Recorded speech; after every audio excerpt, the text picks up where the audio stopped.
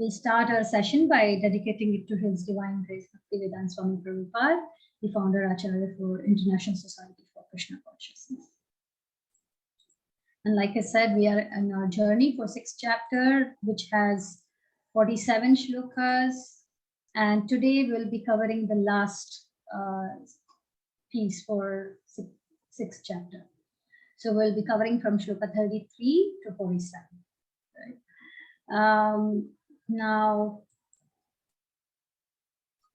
I think so far we have learned in 6th chapter that how Krishna started by highlighting the importance of Nishkam Karma Yoga, right? We learned about how a Nishkam Karma Yogi is both a sannyas, and yogi, right? Sannyasa means that someone who has renounced from the fruits of the results. And yogi is someone who connects with Supreme by their mind and intelligence, right? And we saw how Krishna mentioned that he highlighted that a Nishkam Karma Yogi includes both sannyasa and yoga. Then we learned about, how Ashtanga Yoga is practiced, right? The 8 limbs and what are the necessities for Ashtanga. Like, they have to go in a secluded place. They have to sit in particular height, on the deer skin, and they have to really control their mind, intelligence, and prerequisites, kind of what they need, right? Ashtanga Yoga is how it is. And we saw how difficult it is for us in Kali Yuga to really, go into a secluded place and do meditation, right?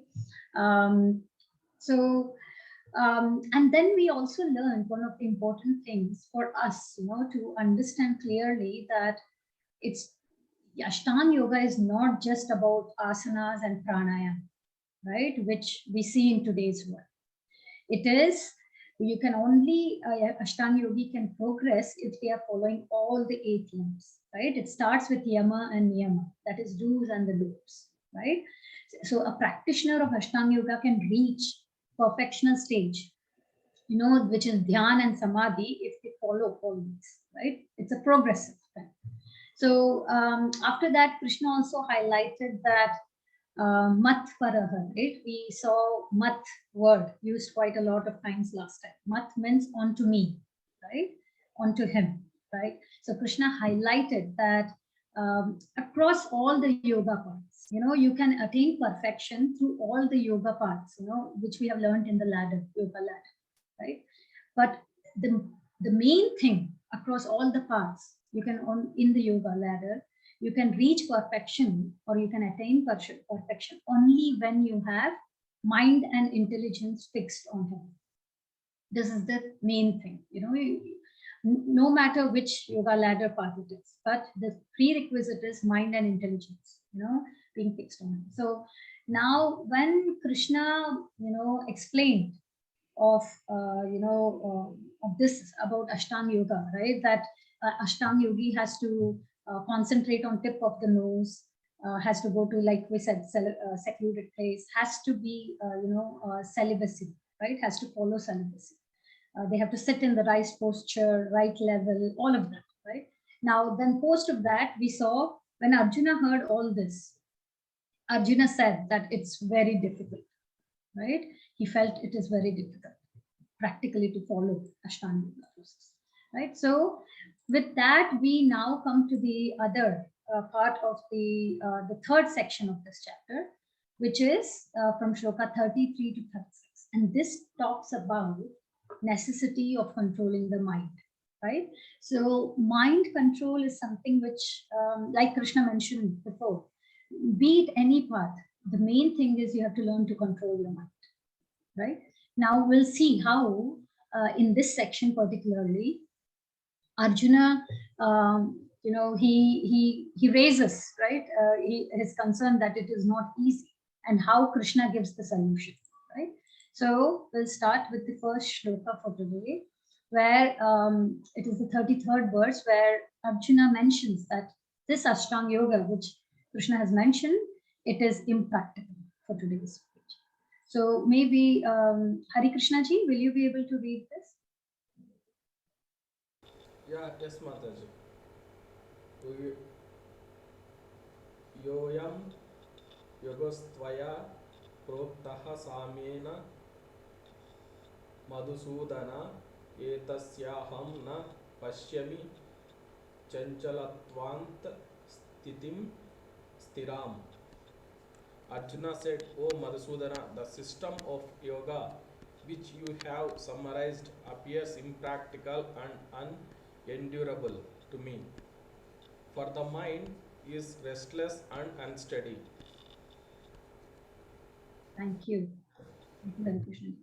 So it's pretty, I think, the shloka itself, if we go, yo yam yogas tvaya proktaha means, Krishna, the yoga you spoke about, proktaha means you described, right?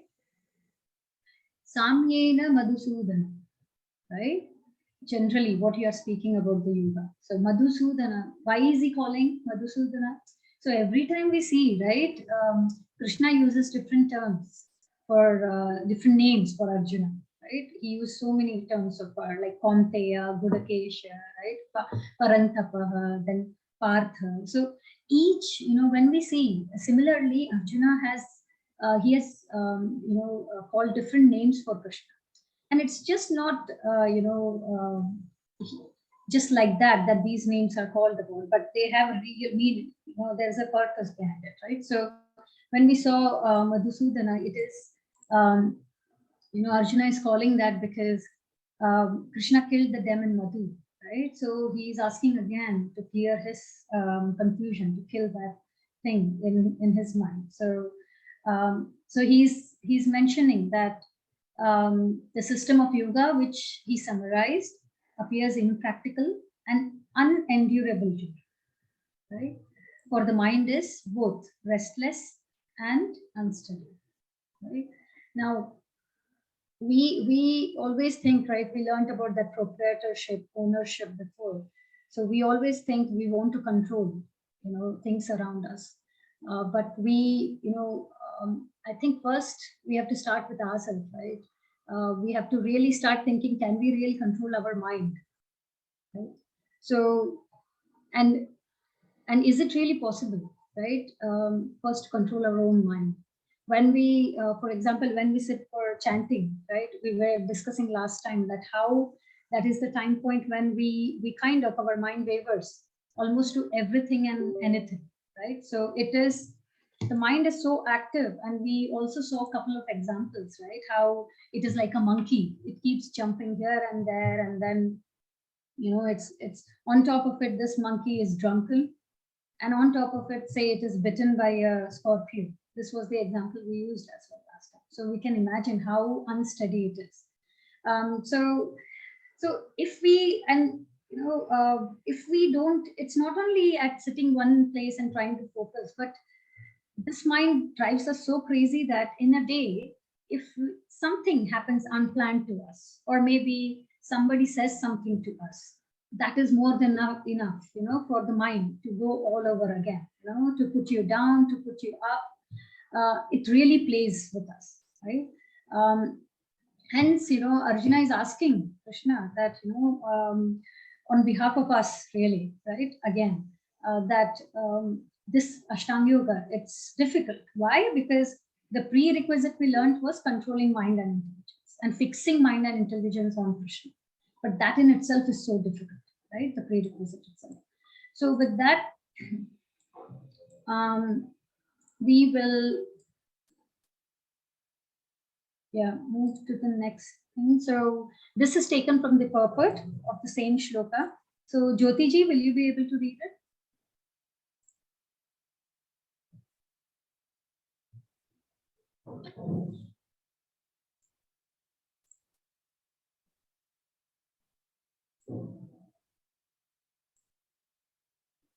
Maybe meanwhile we'll go to Kavya ji. Kavya ji, will you be able to read it? Yes, Mataji. It is not possible for an ordinary man to leave home and go to a secluded place in the mountains or the jungles to practice yoga in this age of Kali. The present age is characterized by a bitter struggle for a life of short duration. People are not serious about self-realization even by simple practical means, and what to speak of this difficult yoga system, which regulates the mode of living, the manner of sitting, selection of place, and detachment of the mind from material engagements. As a practical man, Arjuna thought it was impossible to follow the system of yoga, even though he was favorably endowed in many ways. 6.33 Bhagavad Gita. Hare Krishna. Thank you. So, right. So Prabhupada is highlighting here that, it is not possible, right, for, people like us to leave home and to go to a secluded place. In this stage of Kali. What about secluded place? Quite a lot of times we always pitch in that even to go to temple or to go to do some services, we can't take out time, right? We don't leave home even for those things. So going to jungle is like or a forest and meditating. It's way beyond the capacity, right? So it is not that too for chanting, right? For we hardly, if we say that we need to go to temple for, let's go to temple every day for chanting, even that in itself might be so tough. We are talking about all the way going to a secluded place and meditating. So it is beyond our capacity to even think.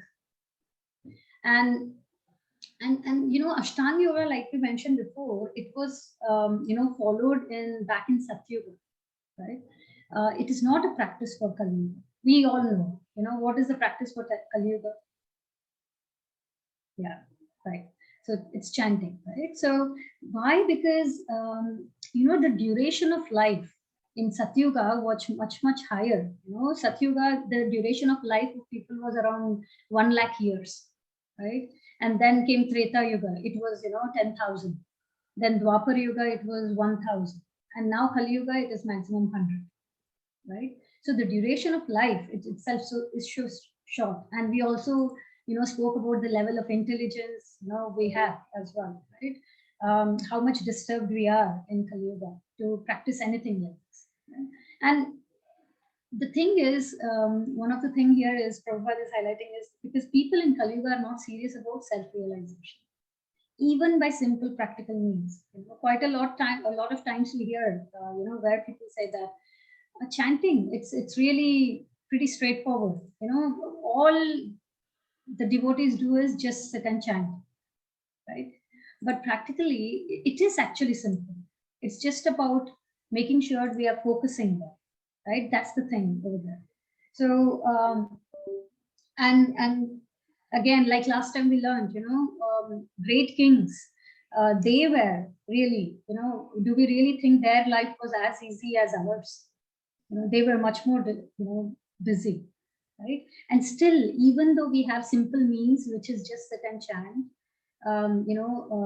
and simple life compared to them, still we can't find, we always hear, right, that we always think, I don't have time for reading, for chanting, for doing some service, right? But at the same time, if somebody invites us, maybe, we see people that if it is something to do about sense gratification, maybe, sitting and gossiping about something, or even, watching a movie, we always make sure that the time is taken off of that, right? So the time for, unless and until we don't have that determination, will not be able to get in there, even though the means is so simple for us, right? So with that, we'll move to 34th shloka. Ramaprabha Mataji, will you be able to? Yes, Mataji. Ashtanga Yoga, impractical due to fickle mind. Sanchalam hi mana Krishna, pramati balavadradam, tashyaham nigraham manye, vayor ivashu dushkaram. The mind is restless, turbulent, obstinate and very strong. O Krishna, O Krishna, and to subdue it, I think, is more difficult than controlling the wind. Bhagavad Gita 6.34. Hare Krishna. Thank you. Right. So this is one of the important verses, we always spoke about this, right? Arjuna saying that he can control the wind, but not the mind. We always said this statement. And this is the shloka where it is coming from, right? It's like chanchalam hi manaha Krishna. He's clearly saying it's chanchala, mana, which is mind, is like it's flickering, right? It's very turbulent. Pramati balavad dhradam.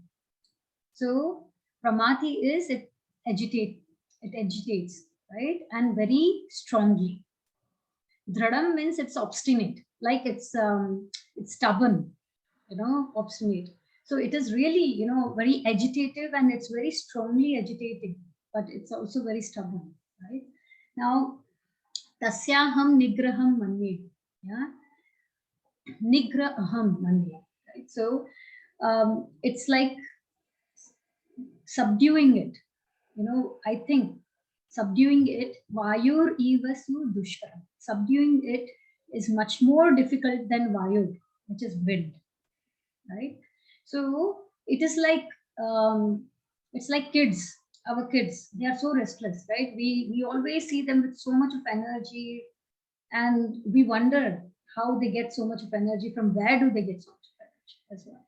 So it is like mind is like kids, unless and when our kids are so jumping around here and there, what do we do to settle them down? We give them something to divert themselves, right? And the same thing we need to tackle mind, right? Unless we don't keep our mind engaged with something, it will roam about all over the place, wherever beyond our imaginations, right? And we saw in last class that a research shows that in a day itself, mind has around 60 to 70,000 thoughts. Wow, 60 to 70,000 thoughts. So that much is it's chanchalam to that extent, right? And while we sit for chant, we know that is when it is most active. And we had Amoglila Prabhu, come in for one of our japa talks, and he highlighted that this mind, especially during chanting, it has two wings. One is past and one is future. It is always either, jumping around to think about what has happened in the past, or to start planning, what may in future. So we should try to pull it back in present. That is where it should be, and he gave different techniques as well,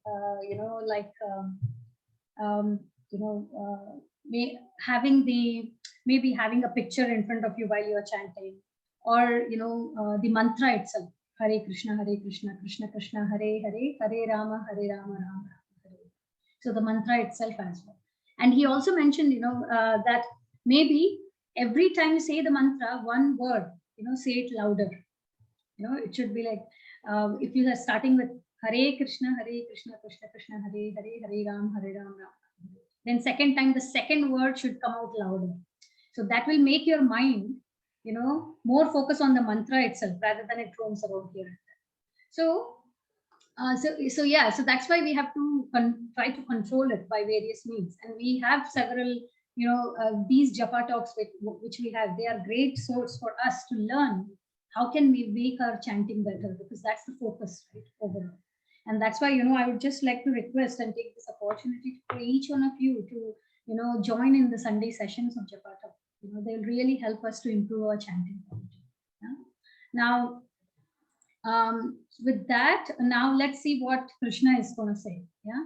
So, Reshma Mataji, will you be able to read it? Yes, Mataji. Asamshayam Mahabaho Mano Durnigraha Chalam Abhyasena Tu Kaunteya Vairagyena Cha Grahyate. Lord Sri Krishna said, O mighty armed son of Kunti, it is undoubtedly very difficult to curb the restless mind, but it is possible by suitable practice and by detachment. Bhagavad Gita 6.35. Thank you. So, yes, what is the first thing Krishna is doing? Asamshayam Mahabhav. So, no doubt, he's acknowledging that mind is, it is fickle, it is turbulent, it is obstinate, right? So, Krishna is acknowledging that. And that in itself is a big thing. When Krishna is acknowledging, we can imagine how difficult it is, right? So, and then he says, Mano Durnigraham Chalam, right? So, Durnigraham means it is difficult to get in control, right? And Chalam means that Chanchalam, right? So, Chalam is flickering, right? So, undoubtedly, Mahabhavo he is calling Arjuna, right? Almighty Arjuna, that's what it is. So, he's telling Arjuna that it, no doubt, it is undoubtedly, it is difficult to curb the mind, right? But how can you curb it? Abhyasena tu kaunteya. Abhyasa. Abhyasa means, we know, practice, right? By suitable practice, right? And vairagyena cha grihate. So vairagyena is detachment. By detachment to what? By detachment to matter, right?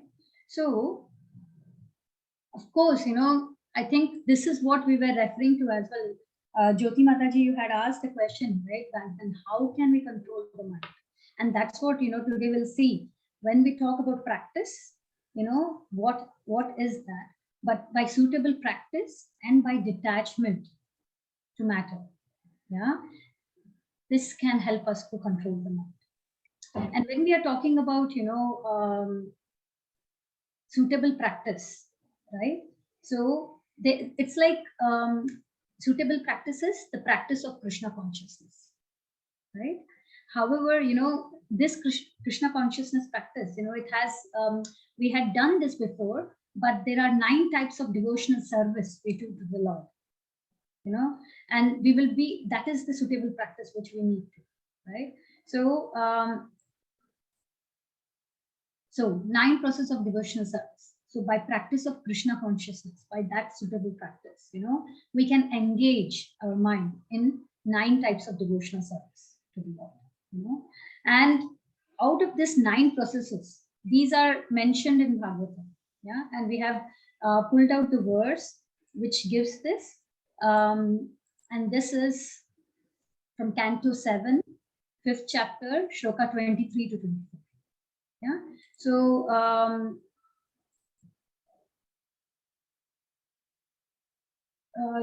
Jyoti ji, are you around? Yes, Mataji. So, will you try to recite this verse? Sure.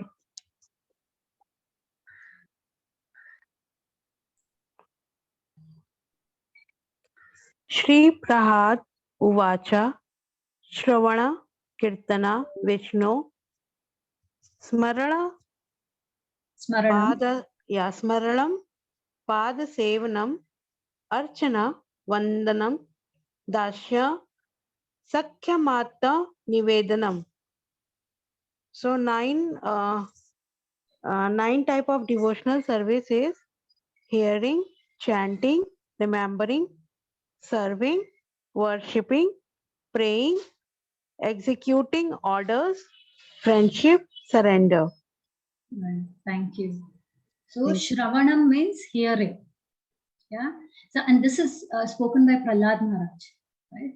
So, Shravanam, Kirtanam, Vishnu Smaranam, Pada Sevanam, Archanam, Vandanam, Dasyam, Sakyam, Atmanivedam. So 9 processes of devotional service. And it starts with hearing. Hearing is the most important thing for us, right? What we are doing right now, right? What you all are doing as well. So hearing is the key for us. It is the start of our journey in the spiritual practice, right? So, and it is the most important.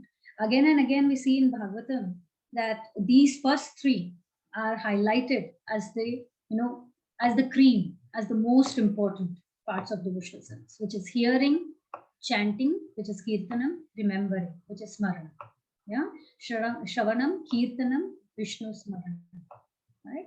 So hearing, we give here, each of these pictures, it gives us an example, exemplary example of those devotional practice. So hearing, can somebody say who is here? This is the Srimad Bhagavatam. Does anyone know who is the key main hearer of Srimad Bhagavatam? Raja Dhritarashtra. No, Dhritarashtra is Parikshit Maharaj. Parikshit Maharaj, yes. So Parikshit Maharaj, we can see in the picture, he is, a great example for hearing, right? Shravana. Then Kirtanam, which is glorifying the Lord, chanting, right? And that is done by the main speaker of Bhagavatam, which is Sukadeva Goswami. Yeah. And then remembering. Does this picture strike anybody? Who is this? Remembering? Prahlad Prabhuji. Yes, Prahlad Maharaj. Thank you. And then serving. Serving here is serving the lotus feet of the Lord, right? Lakshmi Mata. Lakshmi Mataji, yes. And worshipping is worshipping the deities. We see Prabhupada there. Praying, right? We had several prayers, like, we have, in the photo here, we have Akrur. So when he entered Vrindavan, as soon as he saw the footstep of Krishna, that is, and we have several similar prayers as well in Bhagavatam, like Kunti Maharani's prayers, we have Bhishma Dev's prayers, we have. So that's praying, and then executing orders, right? Dasyam. And who is it in the picture here? A very great example of Dasyam.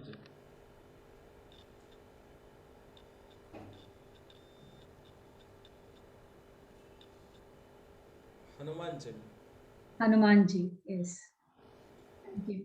And then friendship, we know throughout our study, we are seeing Arjuna, right? And surrender is Bali Maharaj, the way he surrendered to Vamandev, right? So these are, the exemplary examples we have for each of these practice of devotion. But we have to remember, that for in practice of Krishna consciousness, each of these, are really important, and especially the first three, right? Hearing, chanting, and remembering. Like we have different tiers, right? Tier 2, tier 3, tier 1. So hearing is the most important, hearing and chanting. Right? Because when we chant also, we hear. We should focus such that we hear every single word of what we are chanting. Right? So with that, we'll move to the, so that's what we just mentioned. So the beginning of Krishna consciousness for each one of us, right? And devotional service is hearing. For each one of us, I think here, definitely hearing is where we start getting that attraction. It all starts with hearing, right? And that's why Krishna is saying, Abhyasena tu Kaunteya, right? By suitable practice. Right? So, so it's here we are trying to give a kind of example. So we see some delicious food around, right? So maybe, Hari Krishna ji, will you be able to read this? Yeah, yes, Mataji. The more one eats while hungry, the more one feels satisfaction and strength. The more one hears about Krishna, the more one becomes enlightened and detached from everything. Right. 1 second. My Thank screen is not good. I'm not able to read that. I can't hear you. I don't know. Maybe it's just me. Mataji, last line I can't read because my screen is not visible. So the last line is, the more one becomes enlightened and detached from everything, that draws the mind away from Krishna. Yeah, yes. Right? Thank you. Thank you. So it is, what do we say? If someone is really hungry and we serve them food, right? What is the thing, what they get in the end? they get satisfaction and strength, right? And similarly, the more one hears about Krishna, we get more enlightened and detached from the matter, right? From the material stuff.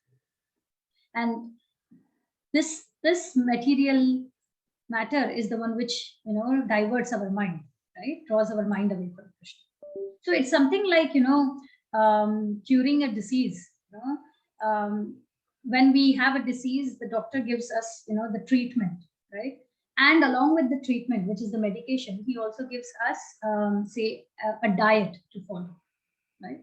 So similarly, for us, the medicine is, chanting, performing these devotional services, right? And what is the diet? The prasadam. So we offer everything to Krishna and we have the prasadam. So this, hearing of this transcendental activities of Lord Krishna is therefore, it's an expert treatment given for our mind. The disease what we have is the unstable mind, right? It's a mad mind, crazy mind, right? And doing these devotional service along with eating the food stuff offered to Krishna, can control this mind, right? Because we are all suffering with this, right? So overall, the treatment is what? These devotional services of Krishna consciousness and having the prasad, right? So with that,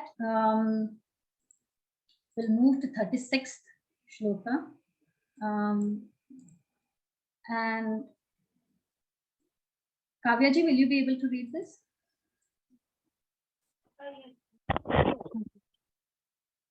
Krishna's conclusion, mind control must for yoga. 6.36 shloka. For one whose mind is unbridled, self-realization is difficult work.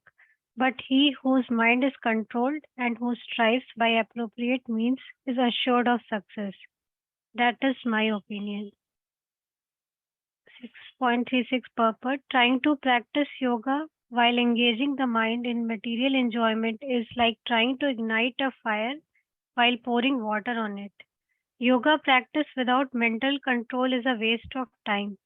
Such a show of yoga may be materially lucrative, but is useless as far as spiritual realization is concerned. Therefore, one must control the mind by engaging it constantly in transcendental loving service of the Lord. Unless one is engaged in Krishna consciousness, he cannot steadily control the mind. A Krishna conscious person easily achieves the result of yoga practice without separate endeavor, but a yoga practitioner cannot achieve success without becoming Krishna conscious. Hare Krishna. Thank you. So, for one, Krishna is saying, for one whose mind is unbridled, means uncontrolled. Self-realization is difficult. And that's what we saw, right? That uncontrolled mind, controlled mind is the prerequisite for us, right? For self-realization. If the mind is not controlled, self-realization is not going to happen, right?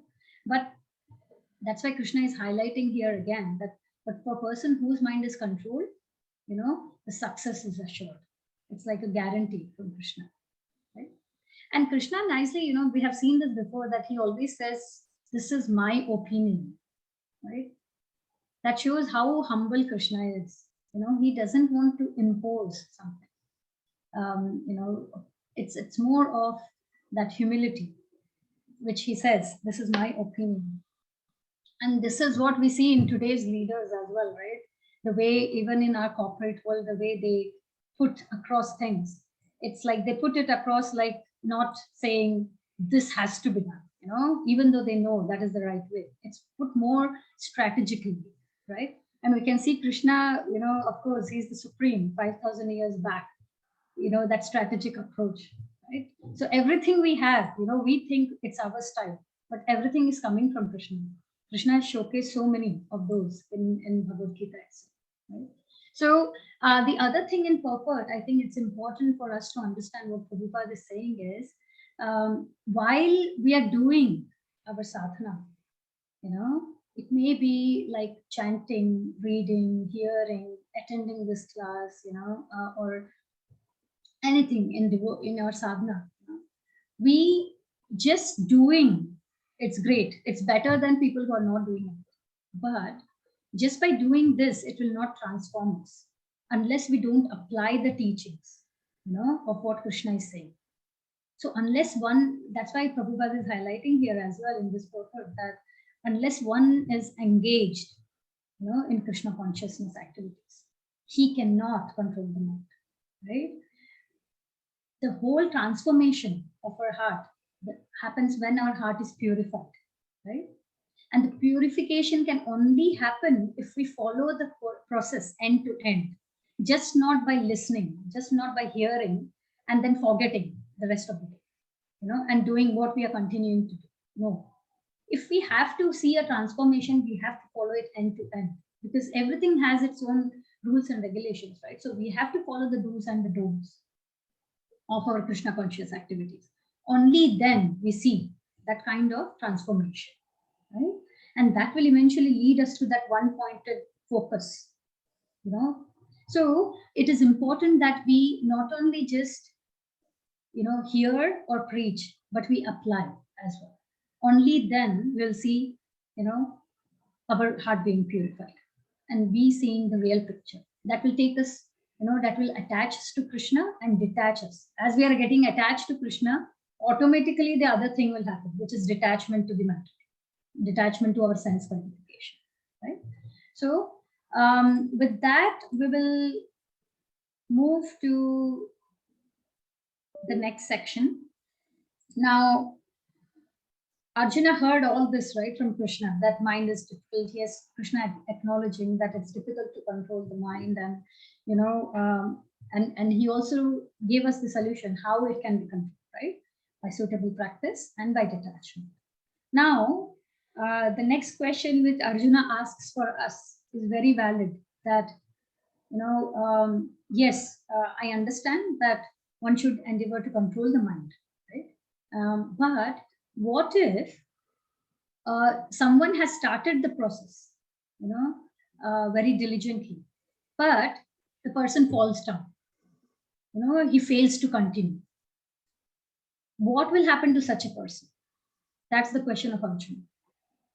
That, yes, we can, I understand that this needs to be done, but what if, I become unsuccessful, somebody becomes unsuccessful completely? So that this section talks about the destination of such an unsuccessful yogi. What will happen to such a yogi, right? Now, Arjuna inquiry about the fate of fallen yogi, right? Now, this is verse 37 to 39, where Arjuna mentions that, "O Krishna, what is the destination of one who in the beginning takes to the process of self-realization with faith, but fails to continue due to, again, the enemy, unsteady mind, right? And thus does not attain perfection. What would be his destination? Does he fall away from both spiritual and material success and perish like a raven cloud? I find no one but you can dispel this doubt." Yeah. Now, this shloka clearly states the only thing which is holding us to attain perfection is what Arjuna is highlighting: unsteady mind, right? Unsteady mind. Again, how can this be controlled? We learned what is mantra, right? Before, mantra. Man is mind, and tra is that which controls the mind, right? So by the mantra, right? By chanting Hare Krishna. So the more attentive we are, like I said, with those some practices which Abhogila Prabhu mentioned as well, by more attentive chanting on each of the words we are speaking during chanting the mantra, our mind can get more and more under control, right? The pronunciation of each word in the mantra is critical, right? That will help us to control the mind. So when Arjuna is asking, telling here, fall away from both spiritual and material success. Spiritual success is what? To go back to Godhead, to go back to Krishna, Golok Vrindavan. Material success is to go to heavenly planets. Okay, so Arjuna is asking that does he lose both? And only, he's saying in the end that I find no one but you can dispel this doubt. Why? Because we learned last time also that Krishna is Trikalagni, right? He knows the past, present, and future. So he can be the only one who can answer this. And Arjuna is pretty clear on that. Now let's see. Right, before we go to Krishna's response, this is also taken for purport. One may sincerely accept the path of self-realization, but the process of cultivation of knowledge and the practice of eightfold yoga system are generally difficult for this age. Right, we learned this before as well, right? It's not easy, Ashtanga yoga in this yuga. Therefore, despite constant endeavor, one may fail for many reasons. First of all, one may not be sufficiently serious about following the process. To pursue the transcendental path is more or less to declare war with Maya, illusory energy. Consequently, whenever a person tries to escape the clutches of illusory energy, she tries to defeat the practitioner by various allurements. So, we see that, right? We get so attracted when we are trying to control our senses with something. It feels like something is pulling us so hardly. We get so much attractions, right? And that's what Maya does, right? That's what Prabhupada is highlighting. So a conditioned soul is already allured, by the modes of material energy. And there is every chance of being allured again, right? Even while performing transcendental discipline. This is called Yoga Chalati Manasa, deviation from transcendental path. Arjuna is inquisitive to know the results of deviation from the path of self-realization. So even if we are doing, there are stages in this also, right? Even if we are doing a sadhana pretty well, performing our transcendental disciplines very well, but because our, our taste for that remains, it's very easy for us to again fall down, right? Unless we really develop that, we saw that, right? Param Drishtva Nivartati, that higher taste. Unless we don't develop that, it is easy for us to fall down. So for this, what is Krishna saying? So there is no misfortune. Yeah. So Sri Bhagavan Uvacha Parthanaiveha Namutra Vinashashtasya Vidyati Nahi Kalyana Kratkaschid Durgatim Tata Gacchati. The Supreme Personality of Godhead said, Son of Pratha, a transcendentalist engaged in auspicious activity does not meet with destruction either in this world or in spiritual world. One who does good, my friend, is never overcome by evil. Right? This is assurance from Krishna, a kind of 100% guarantee, right? That if you are doing these spiritual activities, it will never go back to square one, right? Like this material qualifications, what we have, right? Once we leave our body here in this world and we take our next birth, we have to again start from nursery, right? Learning ABC. But what Krishna is assuring is when it comes to our spiritual endeavor, you don't have to start from scratch, right? So it will never, it does not need destruction. Yeah. So this is similar to the verse which we learned in 2.40, Neha Bhikramanashasti, right? Where Krishna assured us again that there is no loss in this bhakti yoga. Yeah.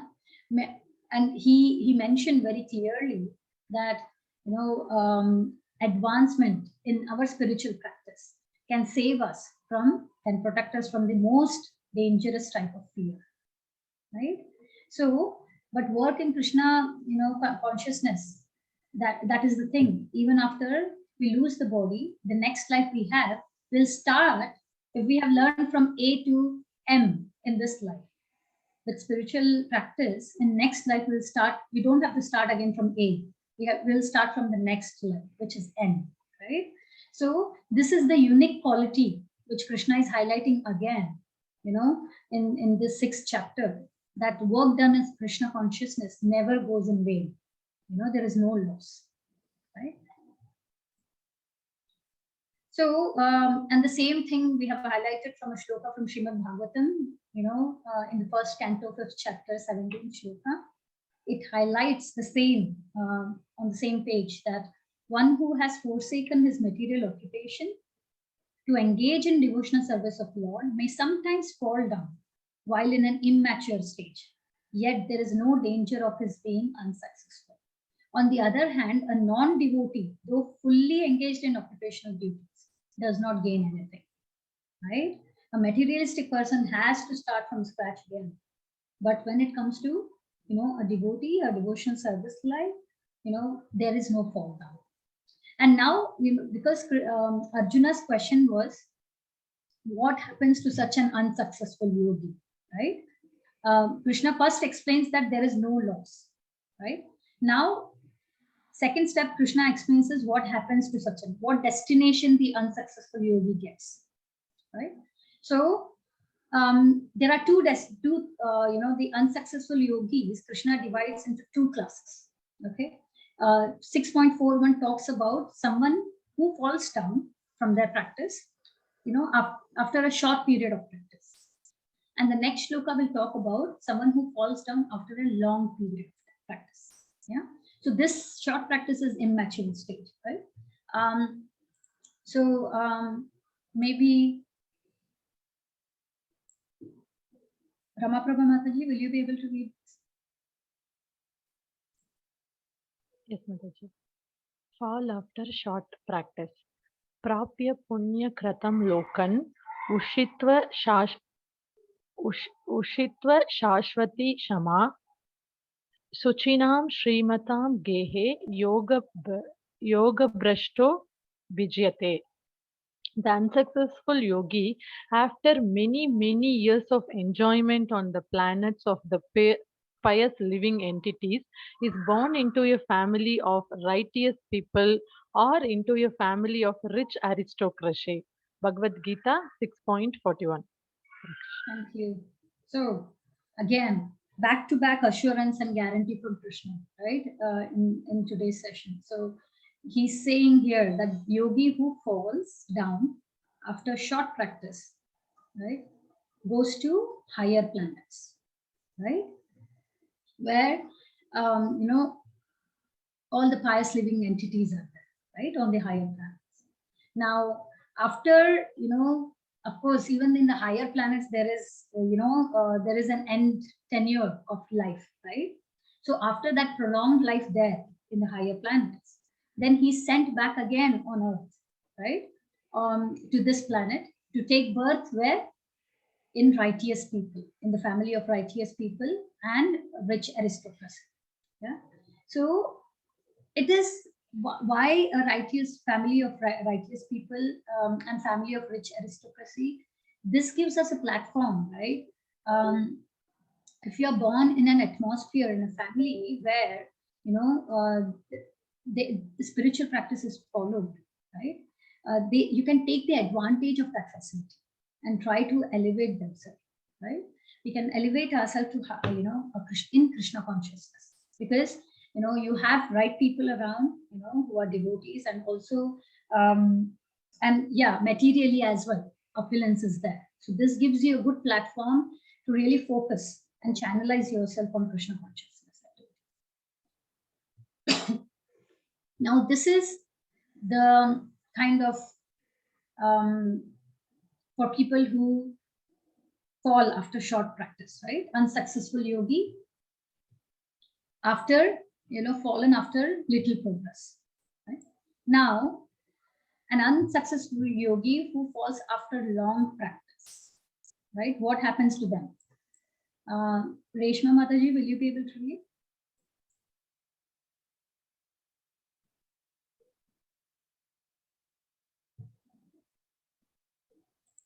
Yes, Mataji. अथवा योगी नामेव कुले भवति धीमताम् एतद्धि दुर्लभतरं लोके जन्म यदि दृश्यम्.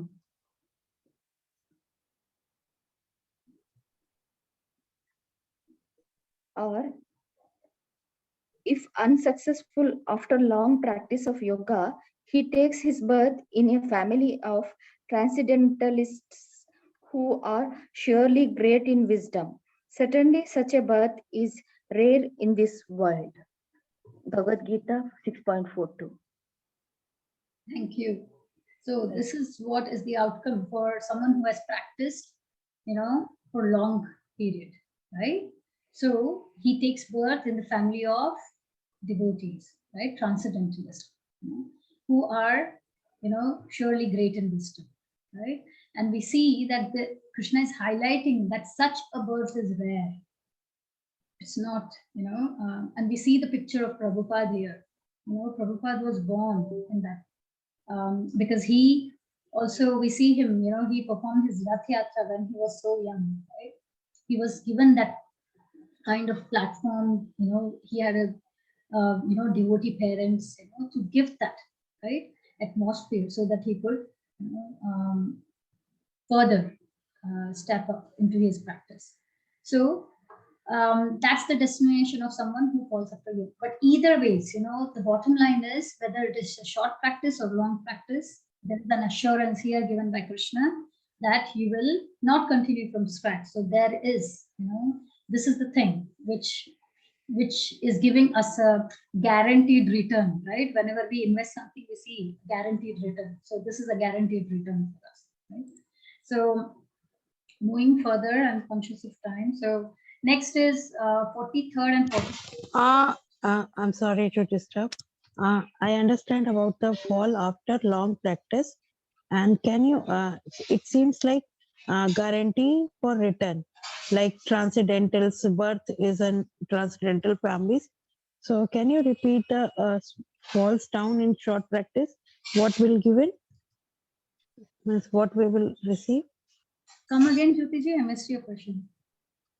My question is like after fall after long practice, whatever we done, so we will like here birth in a family of transcendentalists means we get something, okay, and what we get in short practice, fall Short after short practice, practice.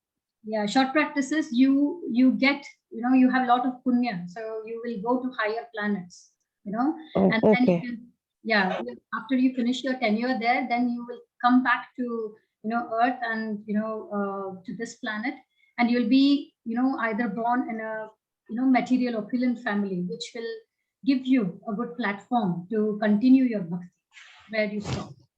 Yeah, thank you, got it. Yeah.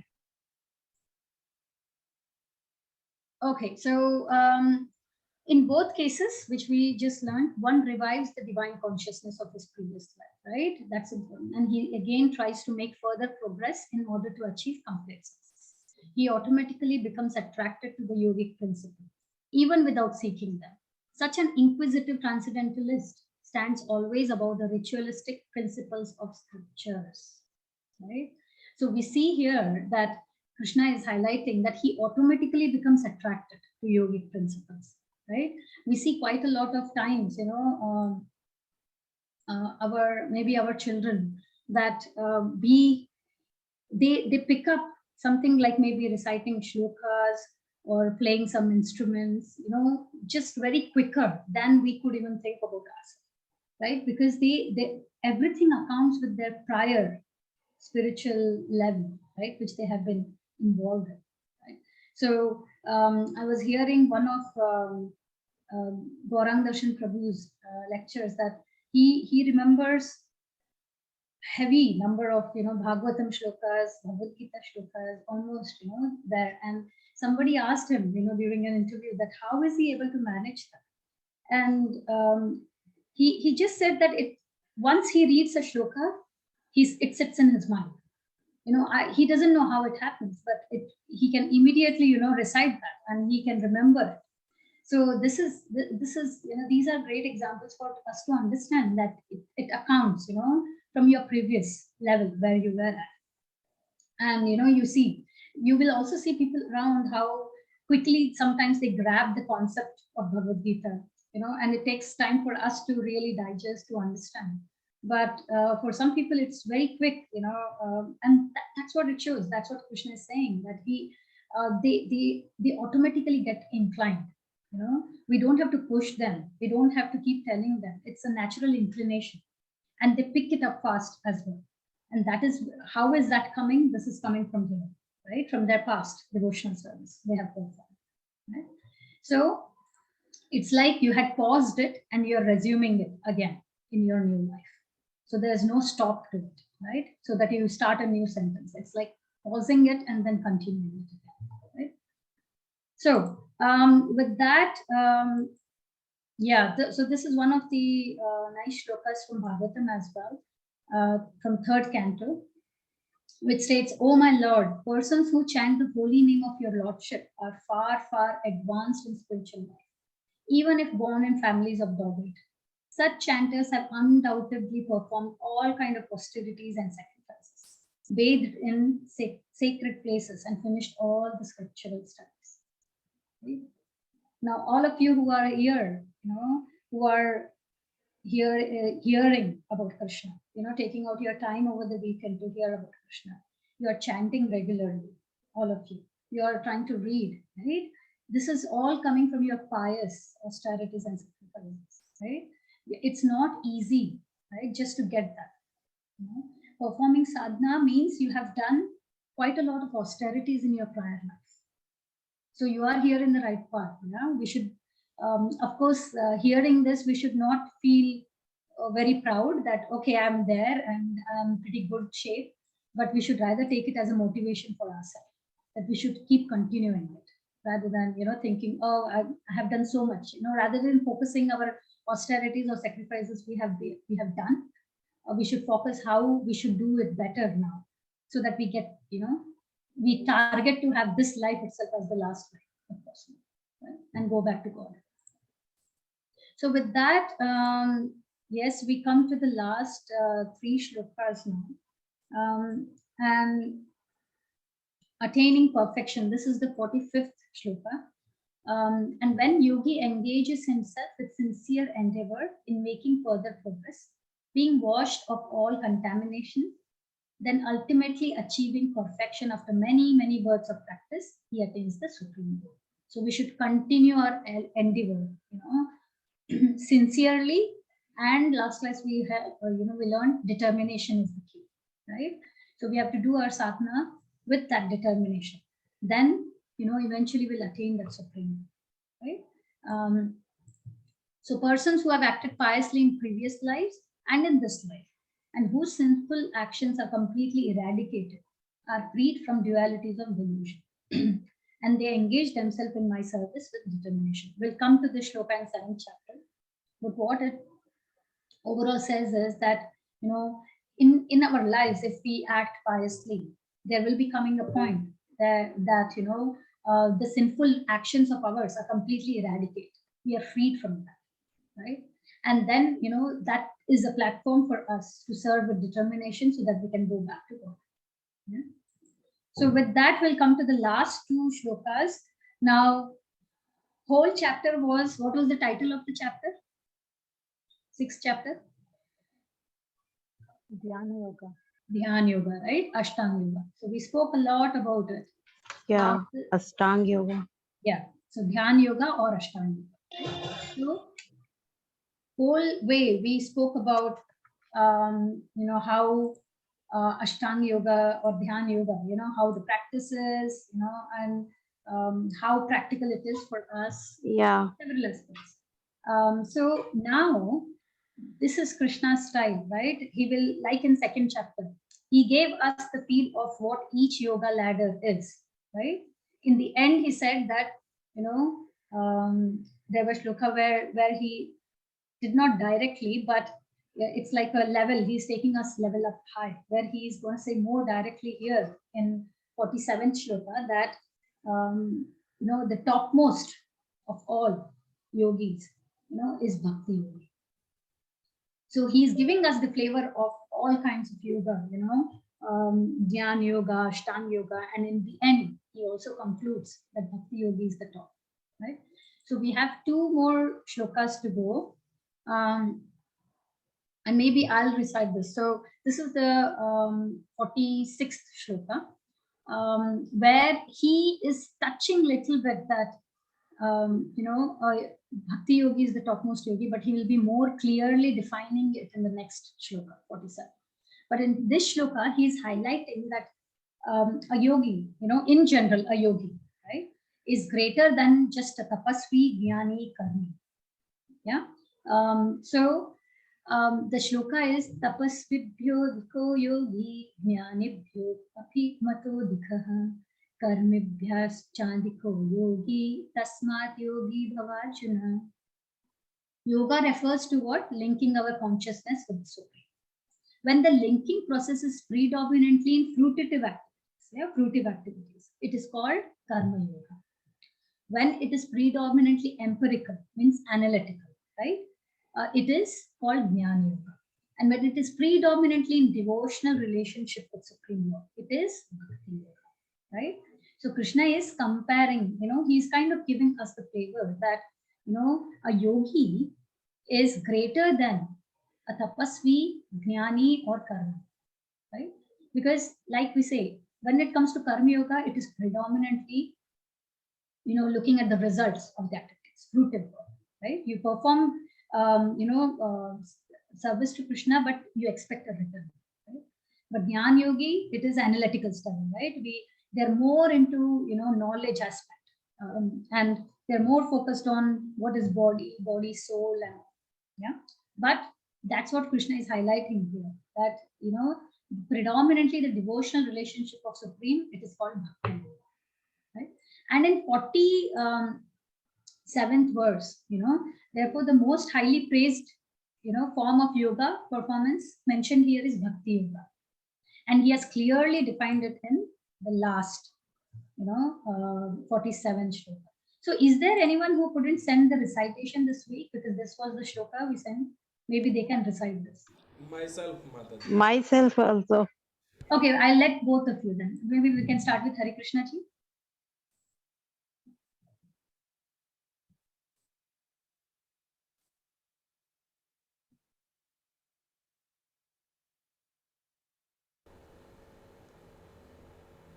योगिनामपि सर्वेषां मद्गतेनान्तरात्मना श्रद्धावान् भजते यो मां समे युक्तमो मतः. Yeah, okay, thank you. And all of the yogis, Go ahead. with great faith, who always abides in me, thinks of me within himself, and renders transcendental loving service to me, he is the most intimately united with me in yoga and is the highest of all. That is my opinion. Thank you, Hari Krishna ji. Maybe Jyoti ji, do you? Yes. So can you hear me? Yes. Okay. Yogi namapi sarvesha mandate nananta ratmana shraddha vanvajate yo ma sa me yuktam tamo mata. Maybe you can also read the translation. It's in Okay. And of all yogis, the one with great faith, who always abides in me, thinks of me within himself, and renders transcendental loving service to me. He is the most intimately united with me in yoga and is the highest of all. That is my opinion. Bhagavad Gita 6.47. Thank you. Again, Krishna is giving his opinion, right? So, yogi nam api sarvesha. Sarvesha means of all the types, right? Yogi nam. So, of all the types of yogis, right? Madgate nantaratma. Madgate means the one who abides in me, always thinking of me, Atmana is within himself. So someone who is always thinking of me within himself. Shraddhavan bhajate yoma. So the key thing is faith, shraddha. Yeah. Bhajate yoma. Bhajate This word, is, I would request you all to read the purport of this shloka, because Prabhupada has highlighted quite a lot of this word, bhajate. Bhajate means, rendering, transcendental service to Krishna, right? So rendering that service, bhajate yo mam again, to Krishna. Yeah? Same yukta tamomata. Yukta means we have learned, engaged, right? Tamomataha means, tamo is, he's comparing, he's the greatest yogi. Mataha is, so he's considered as greatest yogi. Yeah. So yukta tamo means he's considered to be greatest. Yeah. So Krishna is very clearly highlighting here that, that the factor of faith, someone who always, has great faith and is rendering that transcendental level service and always thinking of him. The mind is always engaged, mind and intelligence, and thinking of Krishna. This person, this bhakti yogi is the highest in his opinion, right? That is the highest. So, of the whole chapter of Ashtanga Yoga, in the end, Dhyana Yoga, we learn that Krishna is highlighting, that, bhakti yogi is the topmost yogi, right? And we learned this, just as a reminder to correlate this. In the yoga ladder, we learned that the most outside the ladder is itself karma kanda, right? Sorry, it is part. So, so karma kanda is someone who follows the scriptures. Then comes karma yoga. So karma yoga is who follows scriptures, and this is nishkam karma yoga, who are detached to the results, right? And then we learned Jnana Yoga. So they also follow scriptures. They are detached. But one extra thing with Jnana Yogis is they have knowledge, right? And then comes Jnana Yogi or Ashtanga Yogis, right? They also follow scriptures. Their detachment to matter is there. They have knowledge, but what is added? Meditation, right? They meditate into the secluded place and all. That is what they do. Then comes Bhakti Yogi. So they follow the scriptures. Yes, we go through the scriptures. We are detached. We are knowledge, meditation. Meditation is through chanting, right? And what is the factor which is added for Bhakti Yogi? Can somebody say? Which makes it Transcendental service. Transcendental service. Service. Yeah. And we perform service only to whom? To someone we love. Oh. Right? So love is the factor, right? So we cannot, perform service to anybody, whom we don't connect with, or whom we don't love, right? As simple as, because we do that service as a mother or as a father to our child as well. Why? Because we love. So the culmination of all kind of yoga is bhakti yoga, because it has all the factors of all the other yoga ladders, right? Eventually, with that love pattern, we come to the final stage, right? So with that, I think we will conclude today's session, and we will open up for any questions.